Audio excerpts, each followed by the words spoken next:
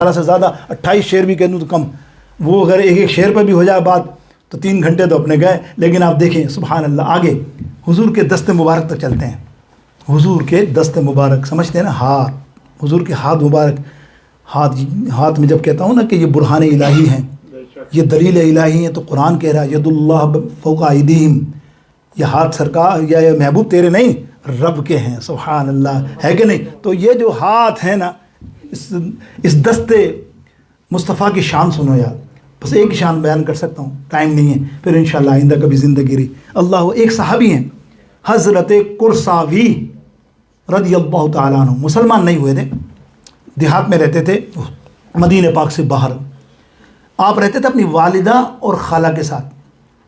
خالہ سے بہت محبت کرتے تھے، ماں کی طرح دونوں. اور آپ بکریاں چرانے والے، بکری چراتے تھے. بکری چلا کے جنگل میں آتے تھے بکری چرانے، ساری ڈھیروں بکری چلا کے واپس شام کو جاتے. اور ماں اور خالہ ڈیلی ایک نصیحت کرتی، بیٹا بکری چراتے چراتے مدینہ مت جائیو. بولے ماں کیوں؟ بولے ماں تو گیا نا تو پھر واپس نہیں آئے گا. وہاں ایک ایسی نگاہ والا ہے جو اس کی نگاہ جس پہ پڑ جاتی ہے نا، وہ بندہ خراب ہو جاتا ہے اپنے حساب سے. اس نے کہا اپنا مذہب چینج کر لیتا ہے، یہ کر لیتا ہے. تو مت جانا، دیکھ وعدہ کر اپنی ماں خالہ. ارے وہاں نہیں جاؤں گا. اب جب کہتے ہیں نا دنیا میں کسی چیز سے کسی بچے کو یا کسی کو منع کرو نا بڑو، وہ بھائی خیال رکھیو. تو جیسے ہم کہتے ہیں نا باتوں میں ہمیں غیبت نہیں کرنی ہوتی، ہم سے کہتے ہیں یار وہ بات جو ہے نا بتائے وہ بتاؤں گا نہیں، لیکن کیا کروں، وہ بات بتاؤں گا نہیں بھائی، تم مجھے پوچھیو مت.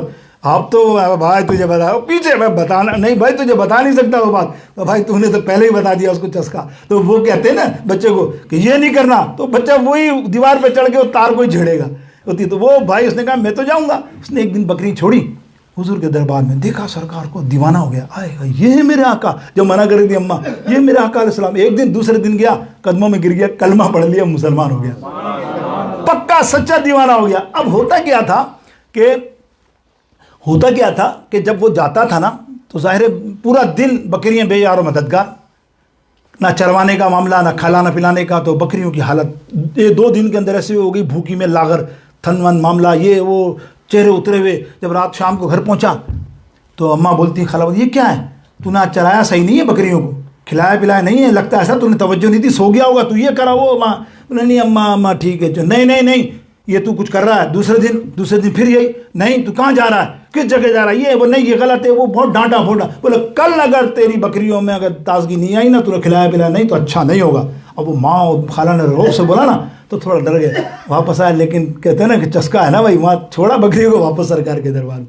اب چہرہ اداس تھا، فکر ٹینشن کس کی تھی کہ ماں اور خالہ چھوڑیں گی نہیں ہم کو، پتہ نہیں آپ تو میں ایسے لے جاؤں گا بکری کو. حضور نے، آپ تو چہرہ پڑھ لیتے نا میرے آقا صلی اللہ علیہ وسلم، فرمایا ارے وہ کرساوا یہ کیا بات ہے، آج تیرا چہرہ اترا ہوا ہے، کچھ چکر ہے، ٹینشن ہے کچھ؟ بولے رسول اللہ بس ٹینشن کیا ہے کہ میری خالہ اور ماں، میں بکری چراتا ہوں، آپ کے پاس جب آتا ہوں نا پورا دن بکری کو چھوڑ کے آ جاتا ہوں، پھر میں ویسے ہی لے جاتا ہوں بغیر چرائے. تو 2 دن سے لے جا رہا ہوں تو بکریوں کی حالت خراب ہے. تو ماں اور خالہ بہت ناراض ہیں، آج تو اتنی غصے ہوں گی مجھے گھر سے نکال دیں گی. سرکار نے فرمایا فکر کیوں کرتا ہے، بکریوں کو یہاں لیا سب. اب وہ سرکار کی بارگاہ اقدس میں سب بکریوں کو لائے. سنیے گا ایک ایک کر کے حضور علیہ السلام ان کی پشت پر ہاتھ لگاتے محبت سے. جیسے پشت پر ہاتھ لگتا ہے، یہ موٹی تازی اور یہ تھن والی زبردست خوبصورت بکری، جس پہ لگتا ہے یہ کرشمہ ہے، دیکھو قدرت، یہ کچھ کرشمہ ہے مصطفیٰ، دست مصطفیٰ کی قدرت دیکھو. یہ تو میں نے ایک ہی بات بتائی ہے، ابھی تو کتنی بات. وہ گئے بکری ساری تر و تازہ. شام کو گھر پہنچے اور بکریاں اور تھن.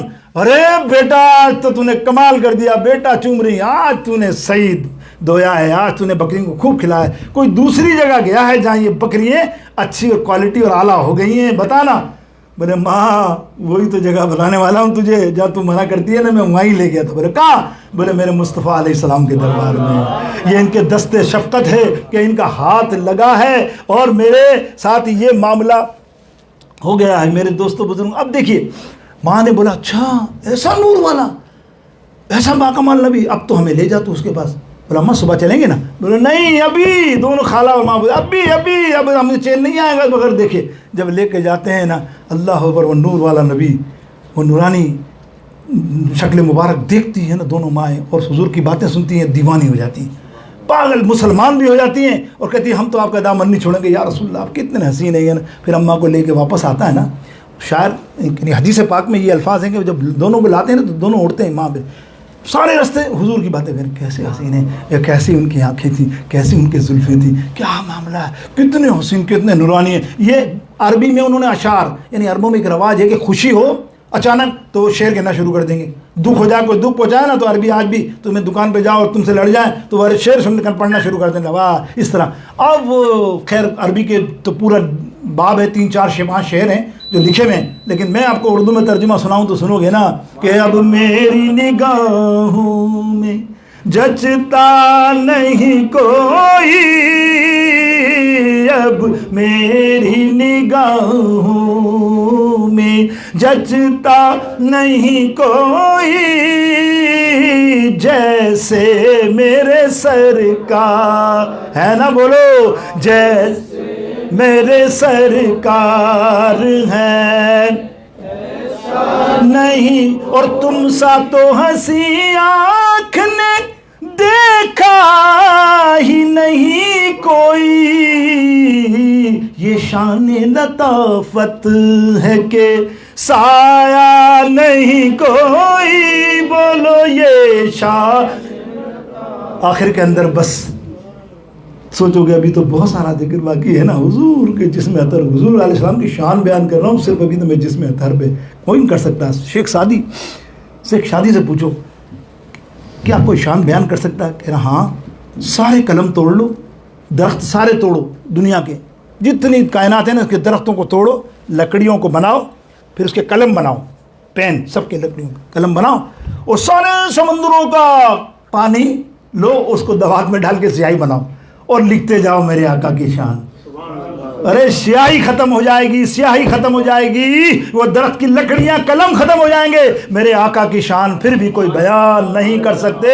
آپ فرماتے ہیں خدا کی قسم میں 1000 گلاب کے پانی سے منہ کو دھو لوں تب بھی کہ 1000 بار بھی شویم دہن سے مشک و گلاب، ہنوز نام تو گفتم کمال بے ادبیست. اللہ تعالی حضور کی شان اور ہمیں عید میلاد النبی منانا توفیق نصیب فرمائے. وآخر دعوانا الحمدللہ رب العالمین.